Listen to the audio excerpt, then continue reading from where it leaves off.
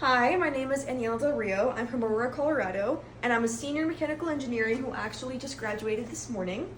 I took bladesmithing because I thought that it was going to be a great opportunity to do knives, metalwork, and things that I just haven't had as much of a chance to do during my time at mines, and especially focus on actual metallurgy and see what's going on inside of blades.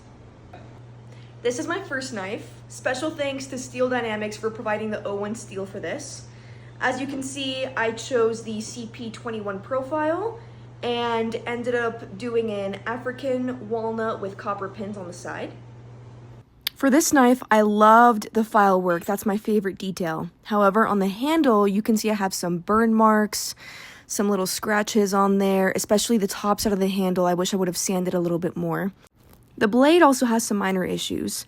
The ricasso isn't super visible since I accidentally sanded it away, and there's also a few scratches on the primary and secondary bevel of the knife. For my second knife, I decided to do something that was going to be really useful to me and make a bread knife. This was a huge change from my first knife, especially because of the serrated edge. That was something I hadn't done before. I decided to stick with the dark wood and copper pins, but ended up with some more mosaic pins, and also kept on working on my file work. In the future, I want to make more knives with dark wood and these same mosaic pins because of how much I love them.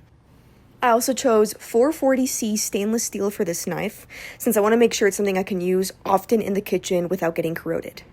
When we proposed our second knife, we had to model it and actually come up with a proposal for what we wanted it to look like. This is almost an exact one-to-one scale of what I wanted the knife to look like, along with the handle, the specific divots that are here, and everything about the knife. One thing that still keeps me up is one small error that I made on the serrations.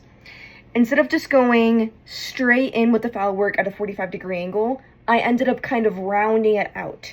This made the knife significantly less sharp and made it so that cutting bread is just a little bit harder when I wanted it to be as easy as possible. The biggest lesson I learned from this class was actually to just jump into things and make sure that I'm not thinking about everything being too perfect. For knife one, I really struggled with the handle because I just couldn't decide what to do, and I felt like everything I could do to it was going to ruin it.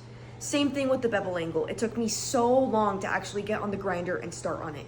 However, knife two, I ended up just going for it, and they worked out better than they did for knife one. This is a lesson I'm going to carry forward in everything that I do. Jumping in is so important. Bladesmithing has taught me so much, and I am so grateful to have taken this class.